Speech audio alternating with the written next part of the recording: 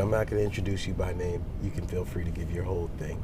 Because that's kind of how I do with everybody. So if I change it with you, it'll look like I'm giving you celebrity priority. Okay, yeah. Yeah. You cool with that? Yeah. Cool. I might just be simple about it.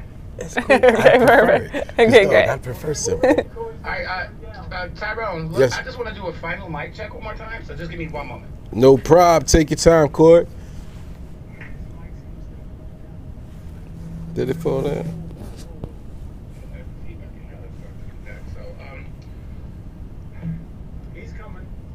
take your time. Yes, 1, 2, 3, 4, 5, 6, 7, 8, 9, 10, 11, 12. It's okay. It's all good. Can we please have our guest say a few words? 1, 2, 3, 4, 5, 6, 7. Thank you so much. Okay, have a great shoot. Thank you. Okay, 15 seconds away. We're recording. 10, 9, 8, 7. This is what 6, it feels like. Five, Yeah. Night before. 4, 3. Not as much pressure here. Yes. Hello, everybody. Y'all know what I do, man. I come, I talk to beautiful people about their beautiful journeys through life. And today, I have another beautiful person. So welcome on. Thank you. Good to see you. Good to and see you. Tell the people, that's your camera right there. That's my camera. Tell the people who you are, what you do, and whatever else you want to start with. My name's Heidi Gardner. I'm an actor and writer, comedian, Yeah. lover of life. Yeah, I love it. I'm a lover of life too. Yeah. Damn right. Yeah. And people. I love people. So She clearly does, because she came, and she ain't know me from a can of paint. She said, I'm coming on this dude's show, so she's clearly a lover of people, life, and so I thank you, heartfelt, in front of the people, in front of the world. Yeah, you sent me a very nice message, and you basically told me why I should come on your show, and I agreed with you. And I liked that. See that? Yeah. Look, so everybody out there, shoot the shot, man. You never know. Sometimes the vibes are right, and I feel like that's what happened here. The vibes are right, so Heidi and I get to sit down, and we're lifelong friends now. Yes. So from here on out, we're friends. Yes. So Heidi, tell us about where you're from and how that shaped you. Oh my gosh. Well, I'm from Kansas City, Missouri, and I mean, this is where you started. I don't shut up about where I'm from. You shouldn't. It's my favorite place in the world. Damn right. Yeah. Love to hear it. And it's absolutely the place that shaped me and what I do today. Right. And it's still a place I go back to often. I spend my summers there. It's where I relax. It's where I get inspired. Yeah, the city itself, it feeds me. I love it. Yeah. I love it. Talk about your childhood in Kansas City. My childhood in Kansas City. Now, good, bad, however you want to talk about it, feel free. Yeah. I'll try to give these open-ended questions so you can go wherever you want, and then we'll continue to talk about the journey as we go deeper. Okay. My childhood in Kansas City was, I would say it was an adventure, and it felt like, for good or bad, I was on my parents' ride. Right. You know? Good. Did you pick that up as you were an adult? Because I'm sure you didn't get that as a kid. No. Yeah, that's something you have to have a little bit more life experience, realize, but you were on your parents' ride as a kid. Yes. Continue on. I was on my parents' ride, and I realized that when I was an adult, and I think with that, realizing it, there came some resentment of being like, whoa, I did a lot of things, saw a lot of things that I don't think I should have seen. Right.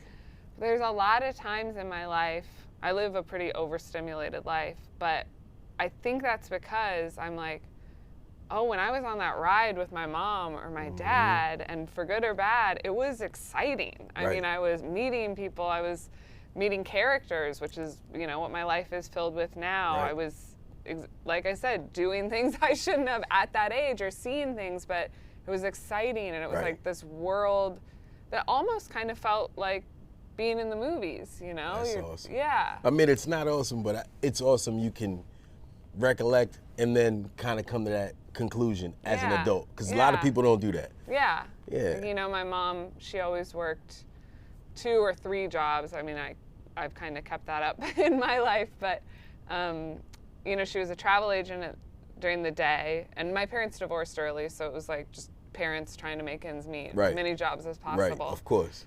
So travel agent during the day, and then she would cocktail waitress at night. And so sometimes I would get dropped off from school at the bar she worked at, the Quaff. And, you know, like as a 6.5-year-old sitting at the end of the bar, waiting for your mom to get off work. And the other sweet, like her coworkers bringing me chicken wings, or like trying to pass the time with me until she, you know, got off the clock. And it's like those people, it's like kind of like the TV show Cheers. It's like that painted my world. Right. Yeah. But as a kid, it was awesome. It had to be awesome as a kid. Yeah. Like as a kid, you're at the bar at 6 years old, thinking it's the coolest place in the world to be. Totally. Yeah, and then as you get, so when did it change for you? As you thought about your childhood, and when did you start realizing, maybe I shouldn't have been at the bar at 6? Yeah.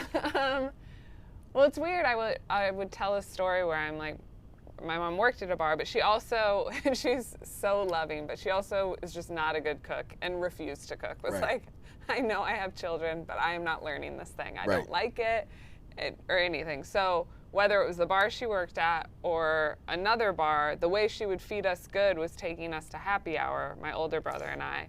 Because you could eat for cheap, you know? It's like she could get nickel oysters, you know? I love that. So we were eating oysters as a kid, and in that way I love that. You know, I have like a good palate, I'll try anything.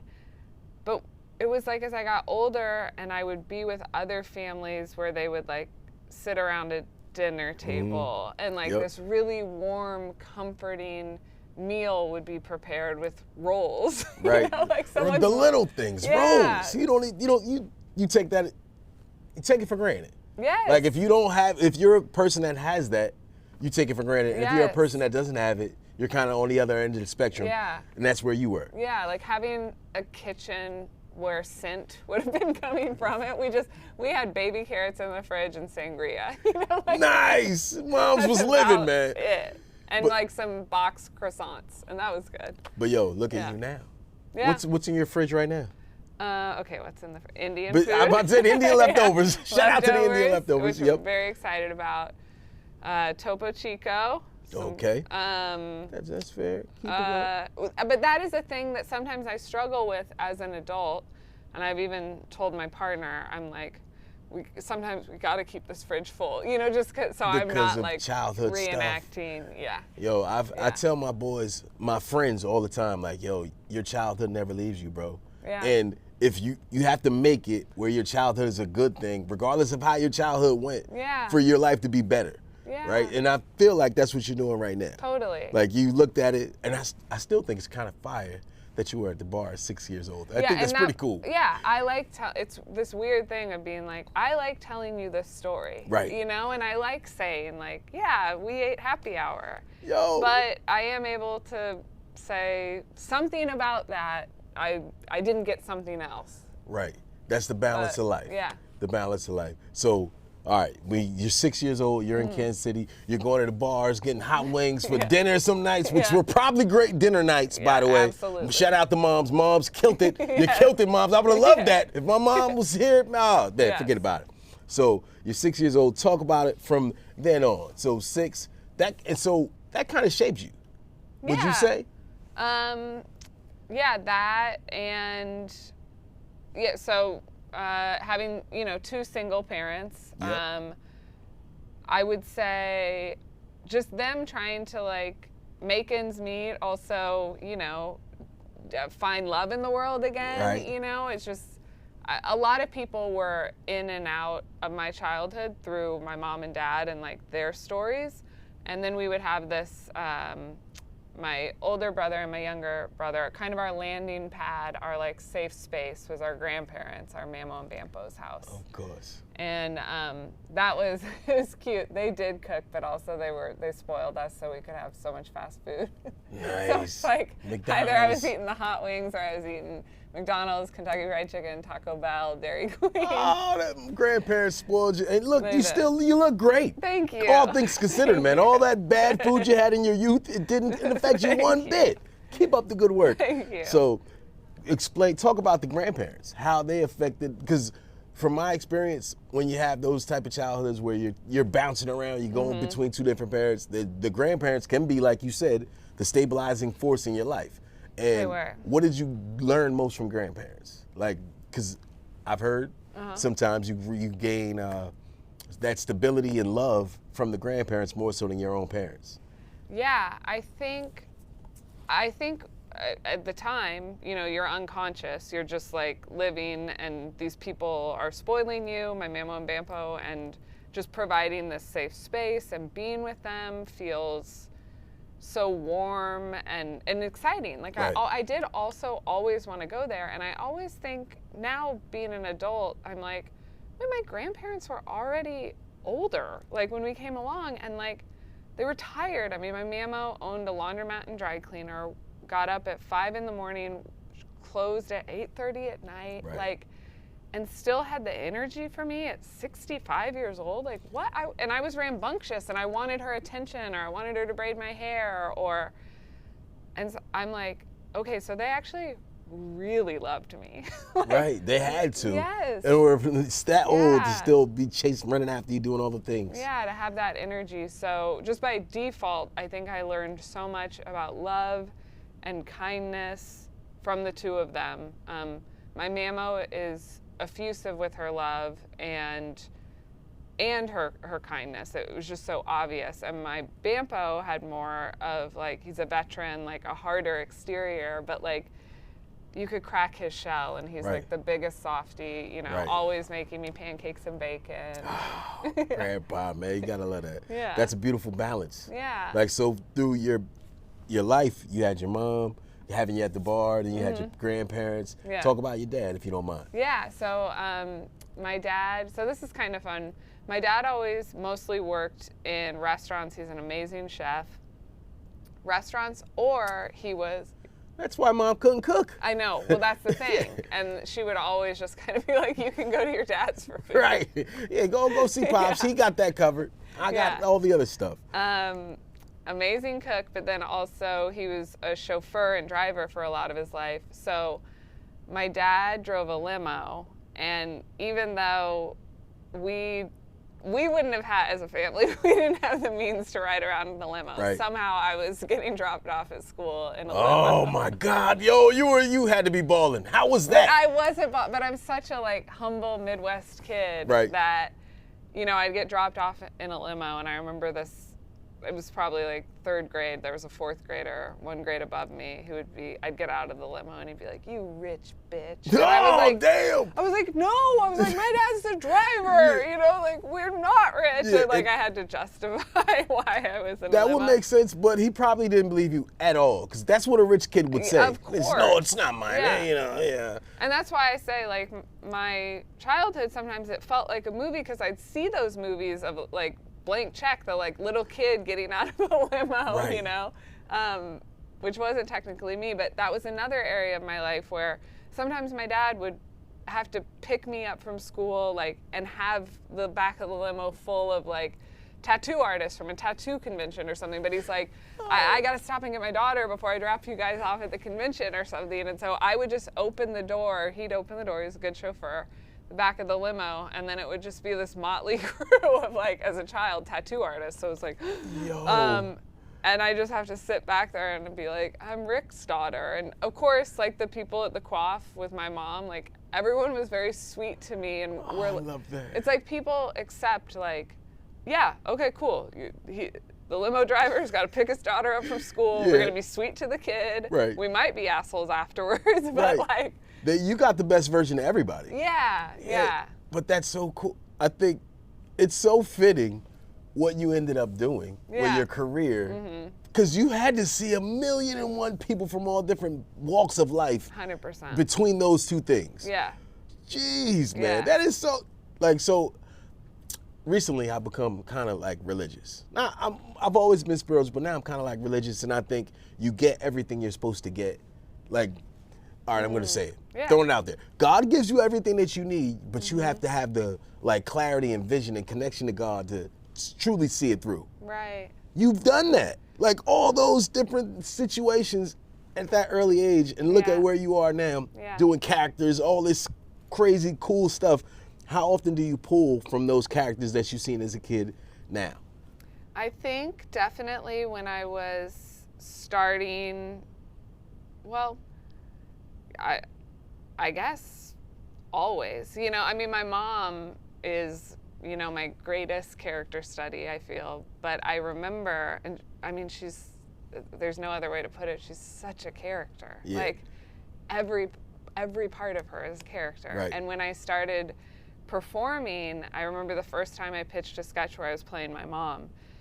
And it was the easiest thing in the world for me to write, because I was like, she's this, and she wears sunglasses at night, and, she smokes, and her scarves are wrapped around her neck and her head, and she this and that. And I had a director who, after I, pitched the sketch and I did it, he was like, okay, that's not a real person. And I was like, no, it definitely is. It's my mom. And he was like, pick one thing, like one of those million things that make her the like larger than life presence she is. Pick one. And I was like, okay, that helped me, learn the game of a sketch or something. But yeah, my mom, along with all those people, right. It was just, it also like osmosis. It's like sometimes I'm like, I don't necessarily, sometimes I zone in on something and I'm like, that's a character and that's a voice, and I can just imitate that and go from there. Right.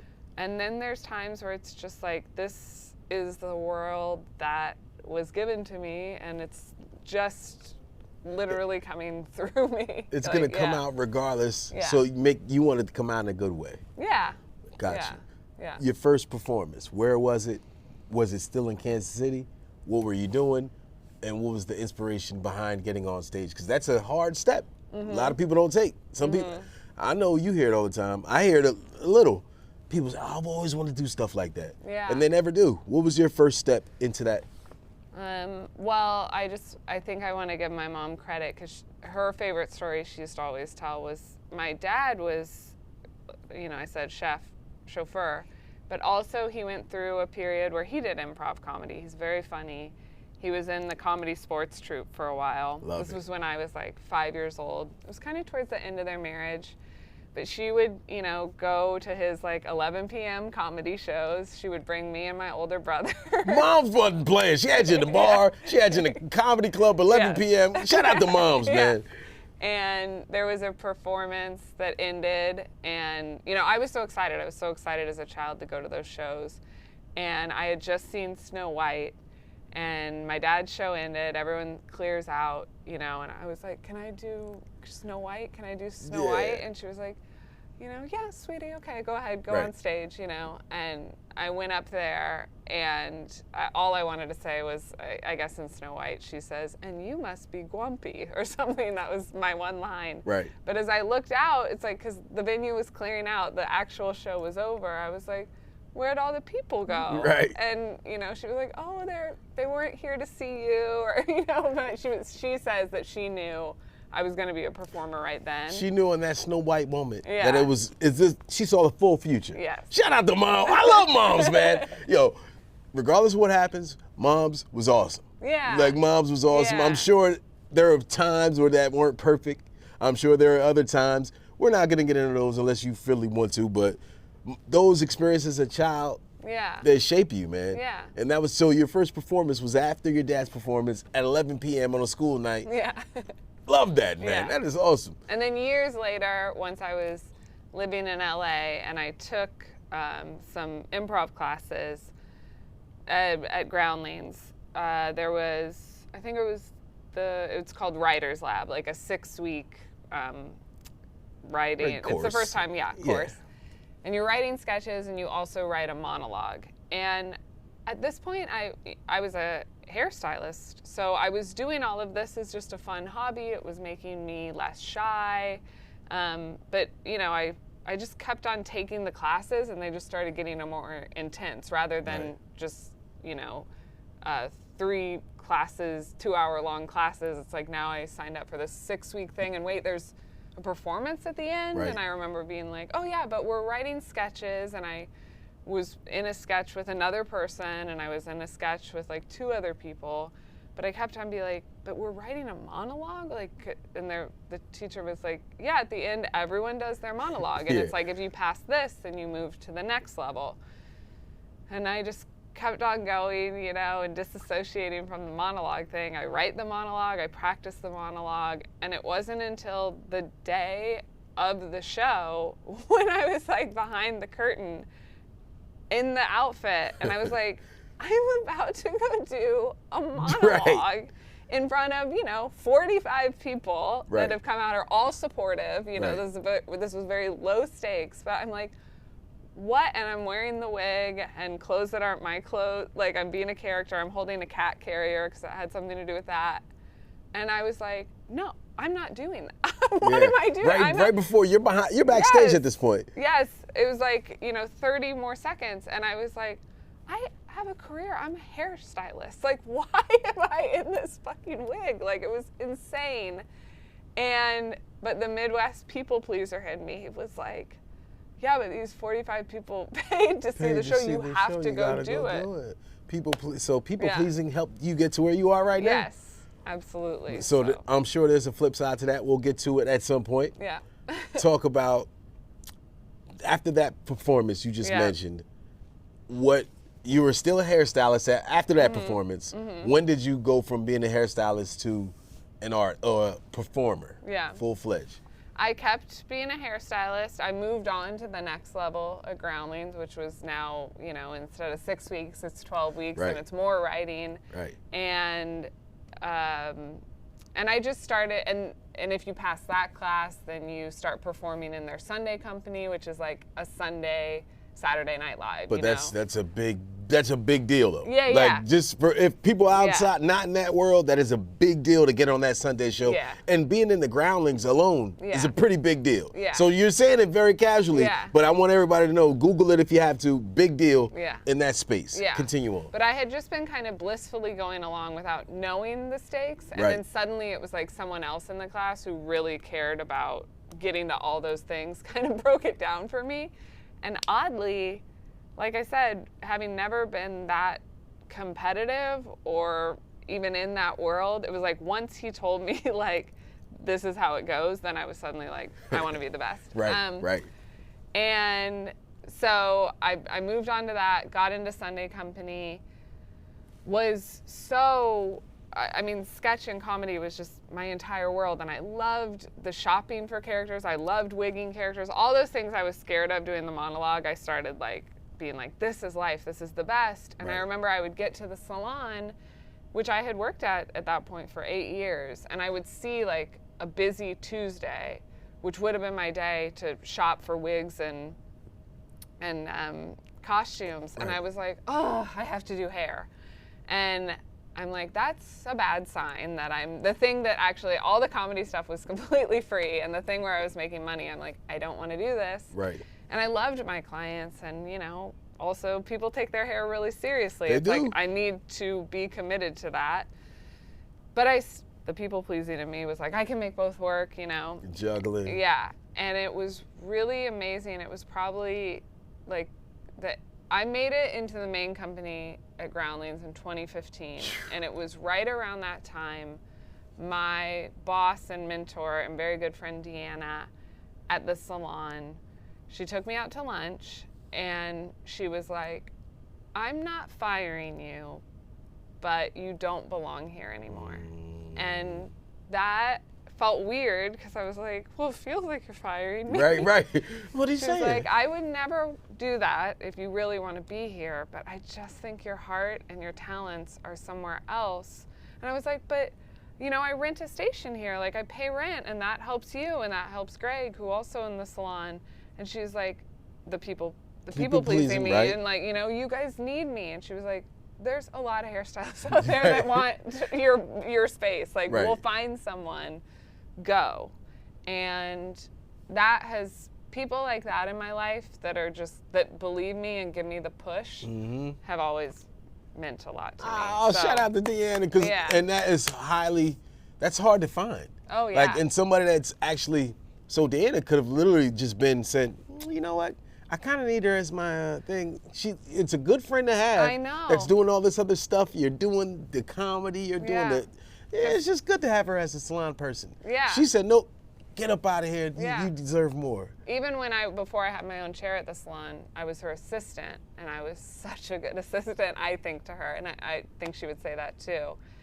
that I assisted her a little too long because I just was like, she's not going to find someone that I know everything she needs. And Right. even then she was like, go off on your own. Like she just love knew that. when to kick me out. I love that. With love. Deanna had a healthy upbringing and knew some things that you may not have known, because Yeah. when you come up in situations, because I'm not going to get into my full situation, we're talking about you tonight, but I know your situation where Yeah. you feel like you want to take care of people. You want to take care of your parents. Yeah. I don't know if you've been in therapy. I've been to therapy. I wanted to take care of my mom. That's my therapist tells me all the time. I wanted to fix everything, and I wanted to be free, but I never got the chance to be free as a kid. So I've been chasing it as an adult. So, Yeah. but for you, it sounds very similar. That's like you were pleasing your parents, making sure everything got done that needed to get done, and you were doing that. But Deanna kind of broke that. Yeah. Love Yeah. Deanna. Shout out to you, Deanna. Yeah. Deanna, I love you. You're welcome here anytime. Come on over. Yeah. But she'd be a great guest. she would be a great guest. So Deanna pushed you out and said, look, you should need to go do this. What's it like when you actually left and were strictly a performer? Wasn't doing any hair at all. Yeah. And was out there and talk about that's a huge leap of faith. I don't care how much support people have. Yeah. That's a hard thing to do. Yeah. I mean, it was thrilling in a way because this is, a year and a half before SNL, and it was the first time in a long time where I did something so hard, like I told you, that once I was aware of how the system worked at Groundlings, that there was an end goal. Right. It wasn't like being blissfully unaware where you're just like, this is my passion. I was like, this is my passion. Right. And then I got it. And you're judged. The people who are Groundlings, they're coming to your Sunday show performances. They're in the audience. Yep. They're like watching you, and and it was just like, I was doing my best, but I was constricted because there wasn't a freedom. I was under a microscope when I get into the Groundlings. And for a year and a half, I'm just performing nonstop. It's, sadly, I'm missing important events, like friends' weddings and things, because I am strictly committed to just perform. I'm locked in. Yeah. But I got the goal, and so it's like I am a Groundling. Groundlings aren't watching me. I am a Groundling, Right. and I'm just performing. And I had people tell me, they were like, at that time, there was a freedom in you of performance, and a year and a half into that, because I was just doing it, I was getting so many reps, SNL came and saw me, and again, it was one of the last times where I think I was just free. You I was just free. didn't give a shit about anything. You were just in that moment. Yeah. You were doing your thing. Yeah. I love that. Yeah. But that's a beautiful, like, anybody out there that's an artist, that is an inspirational story right there that got me like, oh. So Yeah. I'm going to paraphrase this. You correct me if I'm wrong. Long story short, she's doing hair. Heidi's out doing hair, y'all. She's just chilling, doing hair. She said, I'm going to take this improv class because I like improv. Mom said I could do it. I'm going to do it. Yeah. She does it. She starts, and she gets in at the Groundlings. She starts taking classes. Groundlings, very hard to get into. Very hard to get into. And once you get there, you're around other people that are very good. Yeah. And you're there, and you kind of rise to the top without really trying to rise to the top. You were just taking it in. You were free, like you just said, but you were probably even freer then, Yeah. where you just didn't care at all. Yeah, I got a job. I'm just doing this. Yeah. Then you get to a point where you're in the main company. Then SNL comes. Mm-hmm. This has to all seem like a dream. Talk about where you are in those moments where SNL's coming. You're in the main company of Groundlings. You're sacrificing all these things. SNL comes. You see they have some interest in you. Talk about it. Talk about that.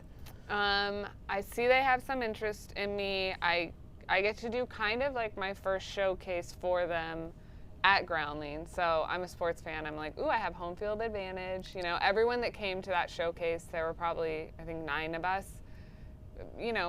Fans of the Groundlings came and bought tickets. So it was a great audience. I think I had a great showing because it got me to New York too. But there was such love there. So that was so special.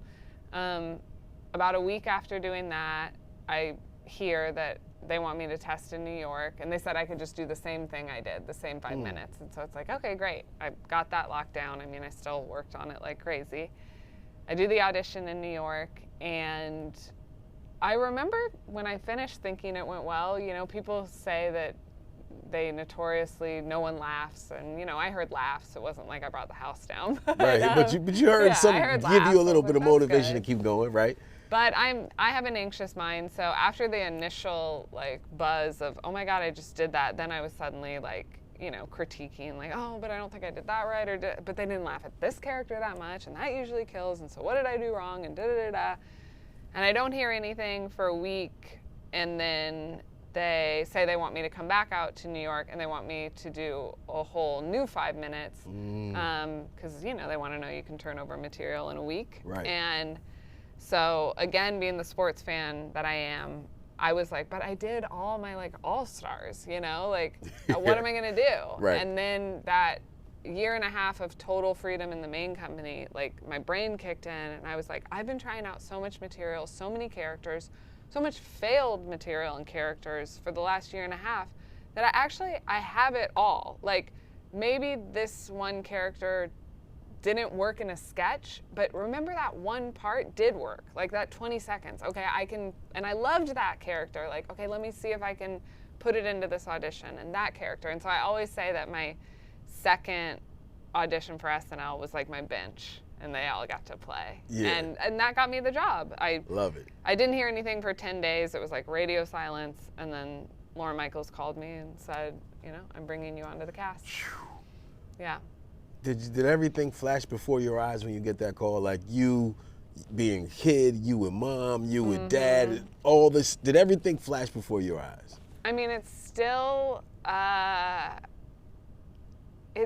crazy. It's like, honestly, it's flashing more in front of my eyes right now than almost ever, because now I'm not on the show, but like, how can I put it?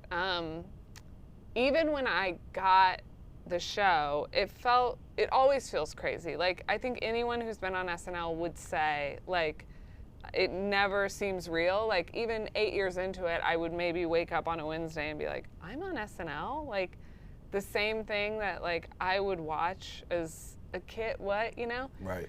But if I really think about it, and I think about, we were just talking about Eddie Murphy before we started this, but my first experience with SNL was my parents, before they divorced, sitting me and my brother down and showing us the Celebrity Hot Tub. Oh, that's a with classic. James Hot Brown. Tub! That's Yeah. one of my favorites. And us as a family just laughing and laughing and Right. laughing about that.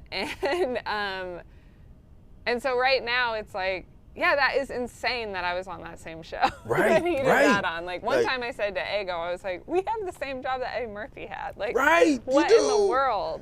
That's awesome. Like, that's such a yeah. beautiful thing. Regardless of how, whatever, Yeah, that's pretty fucking amazing. yeah. Like, and then the turnaround from you going to Groundlings, being there, and then getting to that point, Yeah. fucking beautiful, man. Yeah. And that's for anybody. You didn't anticipate that when you started. When you were at No. Groundlings, you didn't see any of that. No. And then to get to that point, and then to be at the point you're at now, Yeah. full on inspiration from me. And I'm sure there's many more people that are inspired, but Yeah. man, it's fucking lovely. Yeah, I guess in some ways it's like I could have. I used to always feel a bit behind, like in school or in college, as far as being like, I'm interested in a lot of things, but I don't know what I want to do. Like, I didn't know I wanted to act or write, but I knew I loved movies. So when I was in college, it's like, well, what classes are available for movies? Oh, there's like history of 70s cinema or lighting design. And I would take those classes, but I would be like, I don't quite want to light movies. Like, that's also Right. taking a lot of math, and I'm not good at that. Or, Right. you know, but I will say it's okay. I can attest to having this experience. It's like, okay not to quite know what you want to do, but be really passionate about a lot of things, and I now can say, like, and just trust that the world will take care of it. Will take care of Yeah, it. like how you were kind of saying. Yeah, you know? like God got. I tell myself this every day. God got you, dude. Yeah. God got you. Just do your thing, and it'll figure Yeah, itself out. yeah. And that's what it worked out for you. Yeah. I love that, man. Yeah. So Saturday Night Live, we just quickly discussing, but we're gonna keep it rolling. What's it like being on Saturday Night Live and the pressure of it while you're there? And if you don't mind me asking one last one, Yeah. how did we were talking about earlier? I said we were going to get back to it from your childhood. We talked about, oh my goodness, I'm forgetting. I said we're going to get back to that. Yeah. But now I think it's the time. But you talk about your experience on SNL, and I'll remember while you're talking. Okay. Yeah, my experience, it's crazy. I mean, as far as like just the live TV of it all, that's another thing. Like how I said, when you just wake up on a Wednesday and you're like, wait, I'm on SNL. Like every Saturday, you're like, wait, I'm about to go live in front of millions of people. Right. Like that is actually really scary. But the people pleaser part of me is like, well, I have to do it when I see the red light. There it is. There it is. The people pleasing. Yeah. That's where we're going to get back to that. Continue on. So, yeah, I mean, the whole experience, it's like I'm off it now, so I think I will take years to just be like, whoa, what was that? There's so many memories. Like, a week at SNL is now probably will be like a year of my life. The amount of things you do in a week there. Right. And I mean just down to the nitty-gritty of like costume fittings. Like, but when you're sometimes as an actor, the only thing you have to do in a day is a fitting. It's one thing, you know, but like at SNL, you might have to do like 17 fittings and a rewrite of a sketch and a camera test and a rehearsal and I was about to say, and a rewrite again. Or you were just running through that building, you know, and at a certain point trying to maintain having a life too.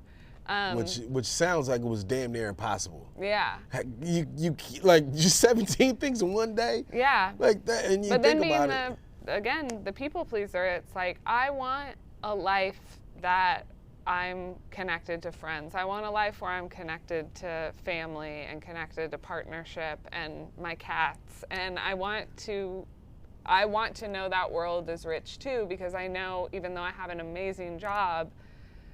And I keep on thinking that job is going to be the thing that like fulfills the voids.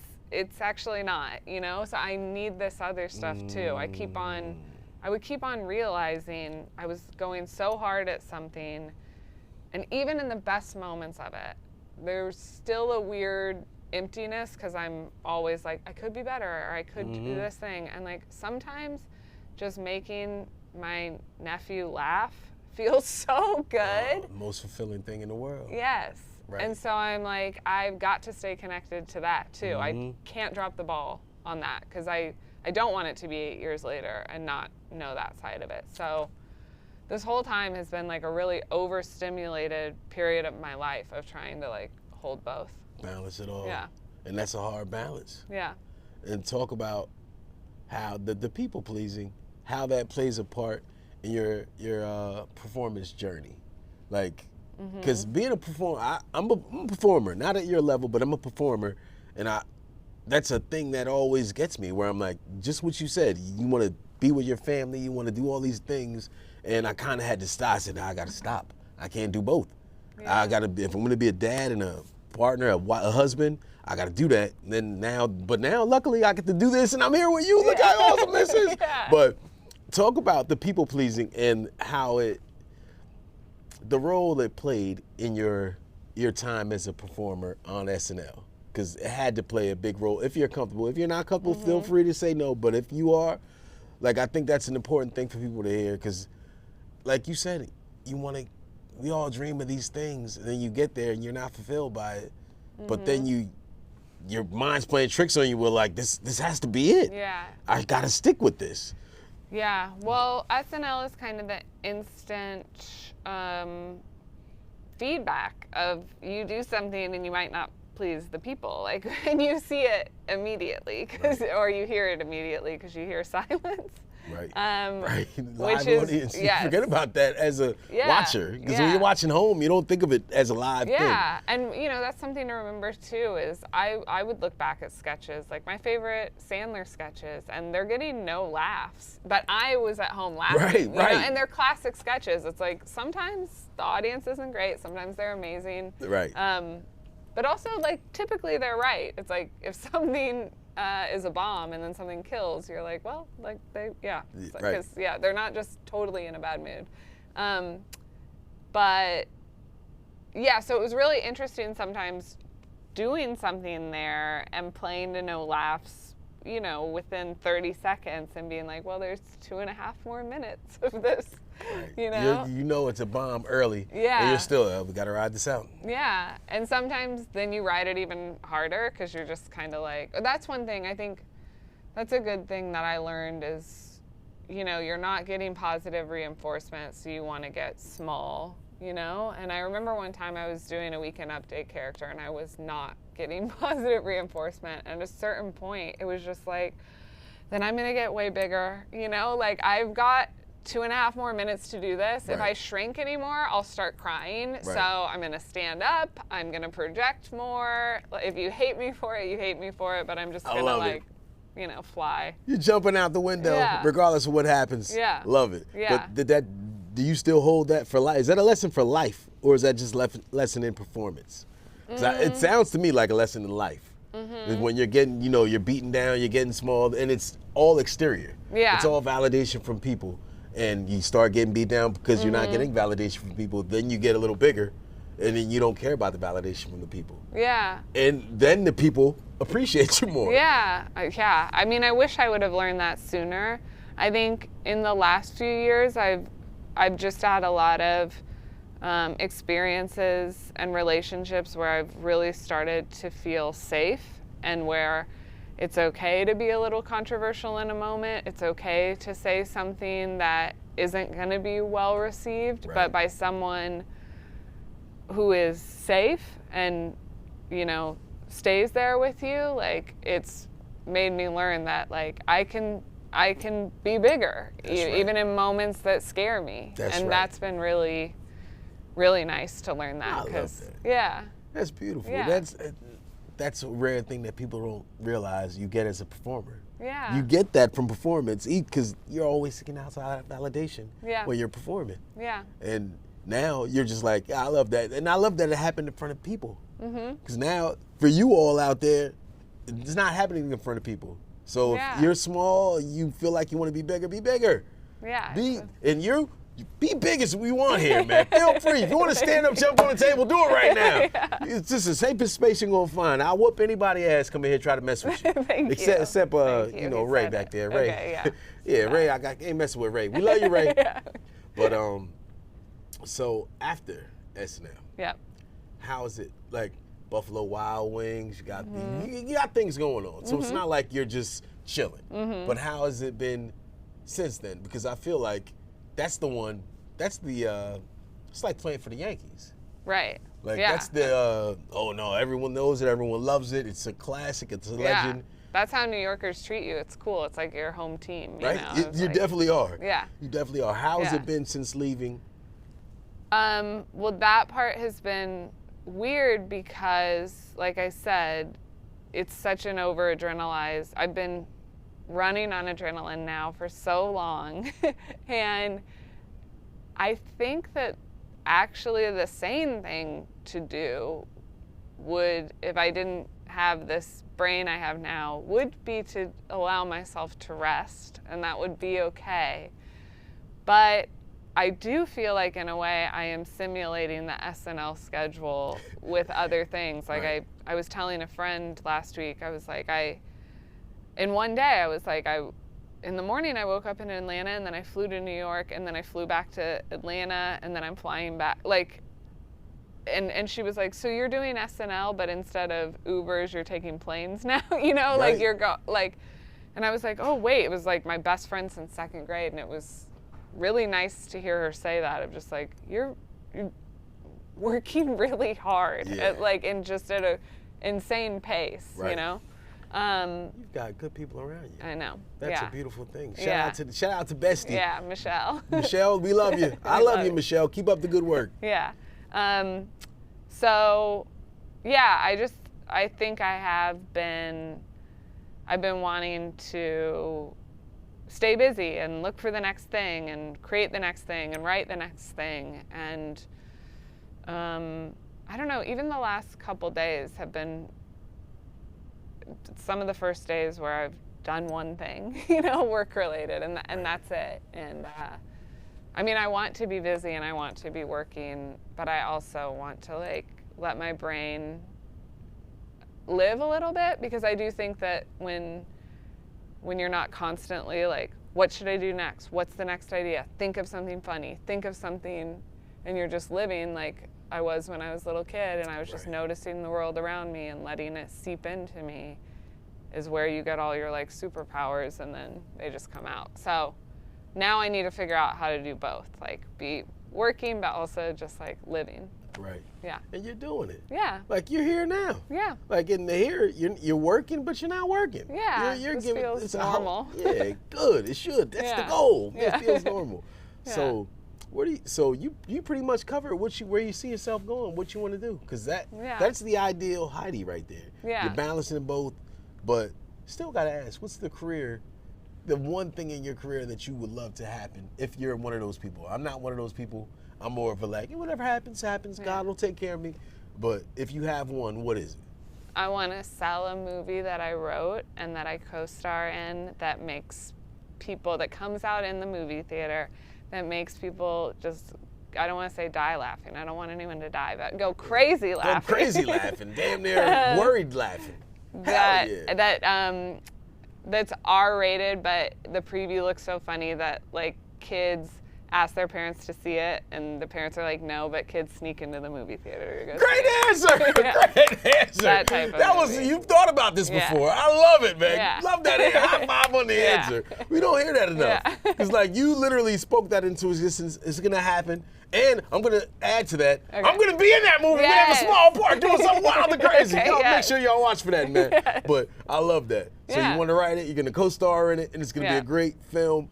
I love that, man. Yeah. I hope that happens for you. Thank you. And it's going to happen for you. Thank you. And keep on pushing, man. I have no more. I feel like that was the journey in a nutshell. I don't know how long we went, but it was amazing. Thank you for being so open, so vulnerable, of course. So loving. You had beautiful, loving eyes where we almost cried together, but we didn't. We held it together because I'm a crier, but that's enough. Heidi, anything you want to tell anybody out there, look in your camera, tell them. And thank you for inspiring, I don't know how many people, but you've inspired a bunch. You inspired me, and I'm sure you've inspired other people out there. But that's your camera. Give me your final parting shots. Okay.